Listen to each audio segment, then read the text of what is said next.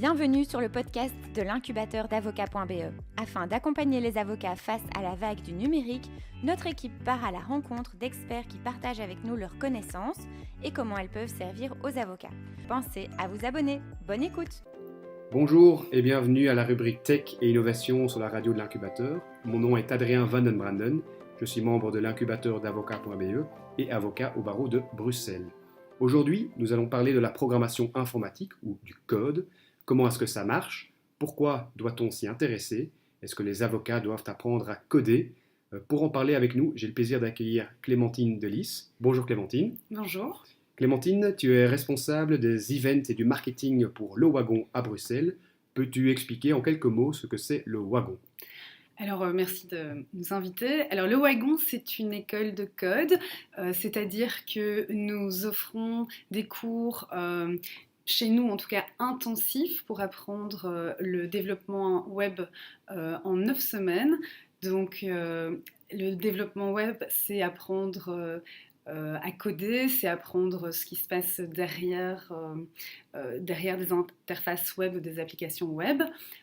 Chez nous, on a une proposition en fait qu'en 9 semaines, vous pouvez atteindre un degré de junior web développeur et en tout cas comprendre tout d'un coup tout ce qui se passe derrière le monde informatique à partir de HTML, CSS, tout ce qui est interface, donc design d'une application, les databases, etc. Tout ce qu'il faut, en tout cas, pour créer votre site internet avec certaines applications et pouvoir, en fait, créer les idées que vous avez et les mettre en forme via des applications. Ok, super. Donc on utilise déjà des termes HTML, CSS, des langages informatiques. Donc tout ça, ça fait partie du code.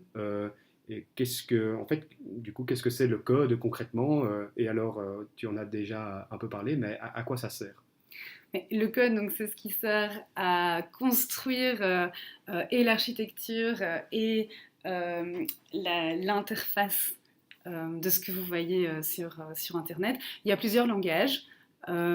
Actuellement, dans des entreprises ou dans différentes applications, on utilise différents langages. Les plus courants, ça va être Ruby on Rails pour des startups, ça va être parfois Python, JavaScript, C++, c'est des termes que vous entendez souvent. Mais il y a une base assise à tout ça, c'est les langages HTML, CSS, tout ce qui est database. Et donc en fait, on apprend à mettre tout ça ensemble dans ce qu'on appelle le back-office, donc c'est vraiment ce qui est derrière une application, et puis ce que l'utilisateur voit. Mm-hmm. Et donc les développeurs permettent de pouvoir inventer tout ce qui fait... C'est ça, le code, c'est ce qui permet à la fois de construire peut-être des logiques derrière pour automatiser certaines tâches, etc. Mais aussi pour pouvoir présenter cette information alors sur un ordinateur et d'interagir avec cette application.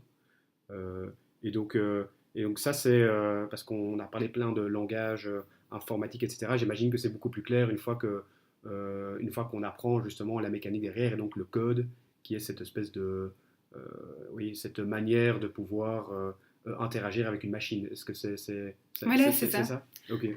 Et nous, ce qu'on propose en fait, c'est des personnes qui n'ont aucune idée de ce que ça demande en tout cas de créer une application web, de créer un site web, en tout cas avec ses propres idées, parce que au-delà de prendre un template de ce qui existe déjà et alors de faire du Easy Wix ou what you see is what you get, mais pouvoir réinventer d'autres applications qui pourraient vraiment être utiles à une action spécifique qu'on a envie de développer. Et justement, donc c'est pour des gens qui n'ont aucune connaissance a priori du code, donc, par exemple même des juristes qui n'auraient pas aucun background là-dessus, pourraient tout à fait commencer à coder, donc des avocats également. Et est-ce que toi tu penses que les avocats devraient, parce qu'on en parle de plus en plus, que les avocats devraient pouvoir être un peu plus férus au niveau de la technologie pour mieux conseiller leurs clients? Est-ce que tu penses que tous les avocats devraient se mettre à coder, ou alors c'est plus nuancé que ça? Alors en fait, c'est nuancé dans le sens où on a beaucoup de personnes qui viennent apprendre chez nous parce que pour différentes raisons. Soit ils veulent complètement changer de carrière et devenir développeurs informatiques, et puis ça les passionne, et puis ils vont être vraiment développeurs pour une entreprise, etc. Mais on a aussi des personnes qui viennent nous voir parce que dans leur métier, tout se digitalise. Et puis ils sont à des postes où en fait ils aimeraient comprendre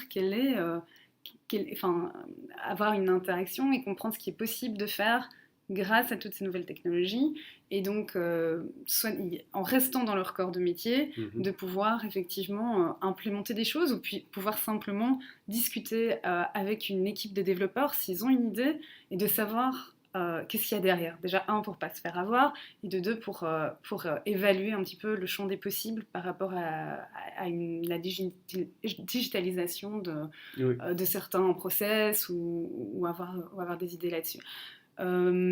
Donc on a énormément de profils, on a des classes de 20 à chaque fois, et pour chaque classe on a souvent au moins un avocat, on a aussi des personnes dans le digital marketing, on a des personnes qui ont fait de la finance, du business, on a certains artistes, et puis on a parfois des philosophes ou des personnes, actuellement on a aussi une personne qui s'occupe à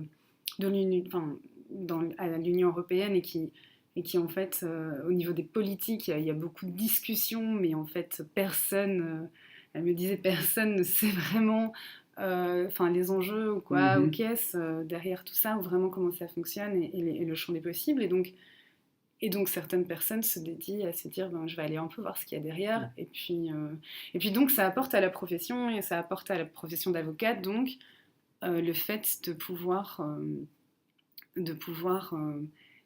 développer des choses qui sont concrètement utiles à leur profession, avec tous les savoirs qui sont déjà. Donc ça, c'est quelque chose qui est effectivement indispensable. On dit souvent aux développeurs, d'ailleurs, si vous développez pour une boîte et que vous ne connaissez pas les enjeux, ou que vous ne connaissez pas vraiment à fond le produit, c'est difficile de faire quelque chose d'utile à la limite. Et donc les deux cas sont possibles. Mais donc, si je comprends bien, pour les avocats, l'idée, c'est pas...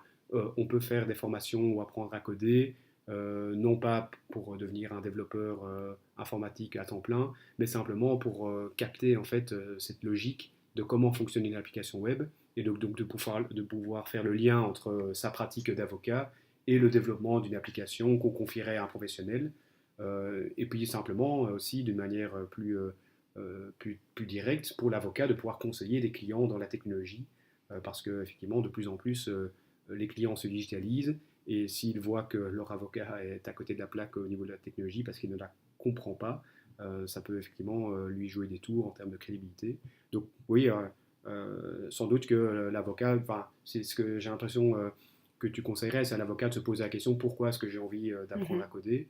Et si la réponse est pour mieux assister mes clients, et pour développer ou faire développer une application de Legal Tech, eh bien le Wagon ou d'autres formations peuvent être la solution. Parce que justement, je voulais en venir à un point que je trouve assez intéressant, ce que peut-être les avocats et les juristes n'ont pas beaucoup conscience, ne se rendent pas bien compte, c'est qu'il y a en fait un parallèle à faire entre la logique algorithmique du code, donc une exécution d'instructions, et alors la logique juridique, en fait, puisque finalement, dans le métier d'avocat, ce que nous faisons, c'est appliquer une règle de droit aux faits. Est-ce que c'est quelque chose que tu vois, ou est-ce que les avocats ont plus de facilité ou plus de difficulté justement à faire ce lien-là? J'ai posé la question à un élève justement qui a fait le droit. Lui, ce qu'il m'expliquait, c'est effectivement, il y a un parallèle à partir du moment où, quand on est avocat, on doit travailler dans un cadre et on doit trouver le chemin pour arriver là où on veut en venir. Quand on travaille avec des logiques algorithmiques, souvent on apprend un langage, on apprend des codes, on apprend différents codes, on mixe des choses, mais on doit quand même travailler dans un framework en fonction du langage, et donc c'est un petit peu... enfin, il y a des liens effectivement entre le fait de devoir trouver des solutions à l'intérieur d'un framework Mhm. ou alors d'en inventer ou d'inventer des chemins pour y arriver. Donc oui, dans ce sens-là, en tout cas, Mhm. il y a une certaine rigueur de développeur qui est Ouais. assez proche de celui du juriste ou de l'avocat, et en même temps qui permet, dans la contrainte, d'apporter une certaine créativité. Ouais. Non, mais enfin, je pense que je te rejoins assez là-dessus, puisque lorsqu'on apprend à coder, effectivement, on apprend toute une série de règles. euh, et, euh, et alors, il s'agit de mettre ces règles en pratique pour arriver à un résultat. Et c'est vrai que moi, je trouve le parallèle assez frappant avec un avocat. On vient pas on va généralement pas voir un avocat pour qu'il nous recite la règle, puisque en général, on la connaît, mais c'est plutôt de voir, ok, cette règle-là en interaction avec les autres règles, quel est le conseil que vous, qu'en tant qu'avocat, vous allez me donner. Et j'ai l'impression que le code, c'est un peu ça au final. On a plein de règles amenées par plein de technologies, plein de frameworks, et bah, pour faire une application, qu'est-ce qu'on va mettre ensemble pour que ça fonctionne de manière efficace. Et donc, toi, est-ce que tu vois que le fait que lorsque tu dis que tu as en moyenne souvent un ou deux juristes qui viennent par formation, est-ce que ces juristes-là, tu vois qu'ils sont généralement plutôt à la traîne, généralement plutôt bons, ou alors c'est plus ou moins, enfin, en fait que ça n'a pas beaucoup d'importance. Non, ça n'a pas du tout. Enfin, Mhm. on a en général, nous, on a un cadre qui suit, enfin, au niveau pédagogique, qui vraiment essaye de ne laisser personne à la traîne, mais je n'ai jamais spécialement Mhm. vu une personne qui avait fait le droit avant qui était à la traîne, donc pas du tout. Ouais. Je pense que, voilà, on ne demande pas d'avoir, en tout cas chez nous, on ne demande pas d'avoir spécialement un background. Après, pouvoir comprendre la logique algorithmique, en général, des personnes qui ont déjà fait du droit n'ont aucun souci avec, Mhm. avec cela, quoi. Ok. Et alors, est-ce que tu vois enfin, tu as déjà eu l'occasion de voir quelques projets portés par des juristes liés à la Legal Tech, pas spécialement. Je crois que tu viens de commencer de toute façon ici à Bruxelles, donc c'est peut-être un peu tôt. Moi, je me souviens que, en tout cas, il y avait quelques projets dans le droit lorsque moi j'avais fait le wagon ou peu après. Je sais aussi qu'à Paris, avec pas mal de juristes qui réfléchissaient à ça, parce qu'effectivement, la technologie est encore. Enfin, il y a encore très peu de solutions, enfin, comparé aux autres industries, mais de Mhm. solutions technologiques qui sont là pour résoudre des problèmes de droit. Donc je crois que c'est un terrain assez fertile.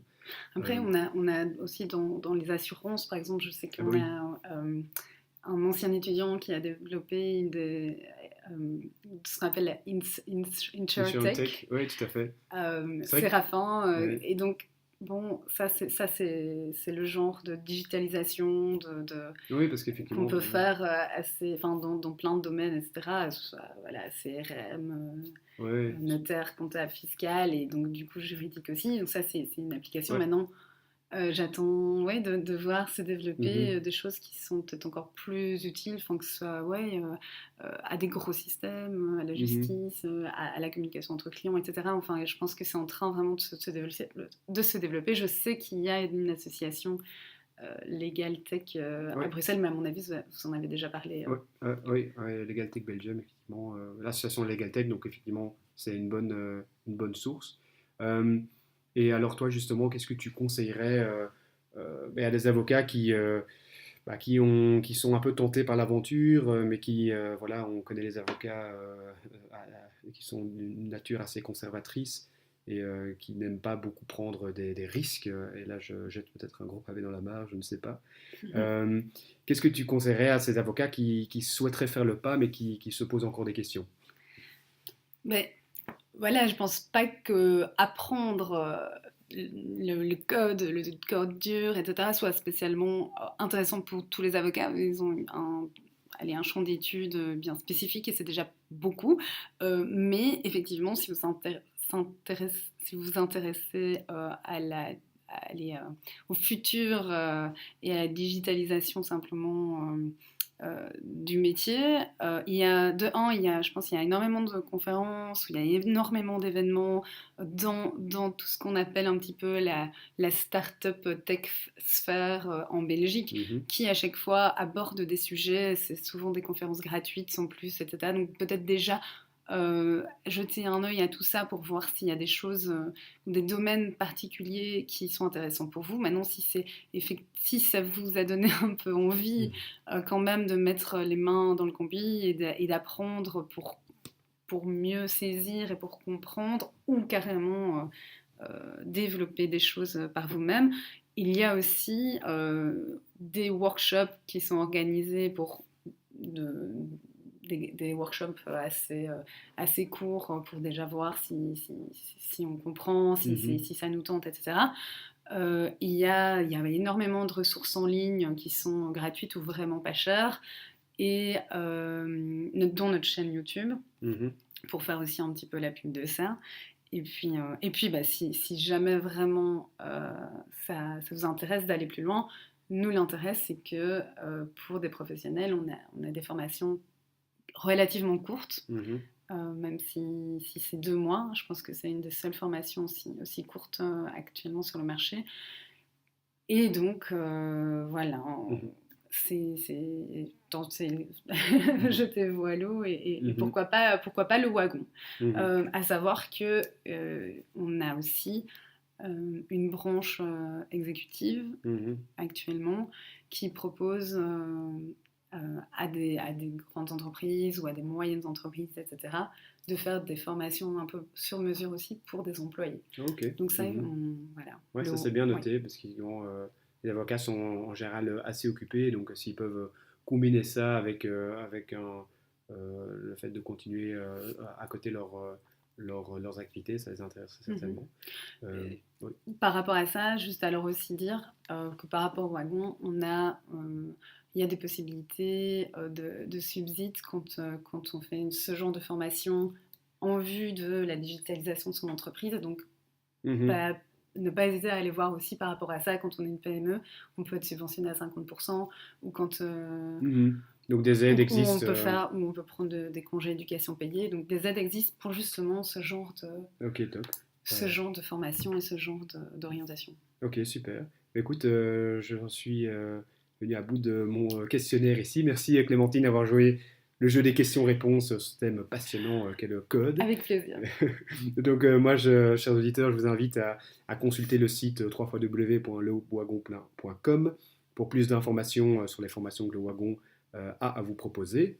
Et donc c'est parce que c'est organisé sous forme de batch, c'est bien ça? 4 fois par an à Bruxelles. Et quand est le prochain batch? Le prochain batch commence le 1er juillet. Okay. Donc cette année, on fait un batch durant les vacances scolaires, ça pourrait aussi intéresser certains étudiants. Pendant les vacances judiciaires, ou pendant les vacances judiciaires, exactement. Et alors, donc 2 mois, juillet-août, et puis sinon un autre commence fin septembre. Okay. Et il y en a 4 par an, donc. Ok, c'est bien noté. Donc, chers auditeurs, si vous aimez ce que vous entendez, n'hésitez pas à vous abonner à la radio de l'incubateur pour être tenu au courant de nos prochaines publications. Nous publions un podcast environ toutes les 2 semaines. Et si vous êtes intéressé par le droit à l'innovation, rendez-vous sur notre site www.incubateur.legal et suivez-nous sur LinkedIn et Twitter. Depuis Bruxelles, Adrien Van den Branden pour l'incubateur d'avocat.be. Merci d'avoir écouté cet épisode jusqu'au bout, nous espérons qu'il vous a plu. Si c'est le cas, merci de liker, de partager l'épisode et d'en parler autour de vous pour que ce podcast puisse aider un maximum d'avocats. À la semaine prochaine pour le prochain épisode. Salut!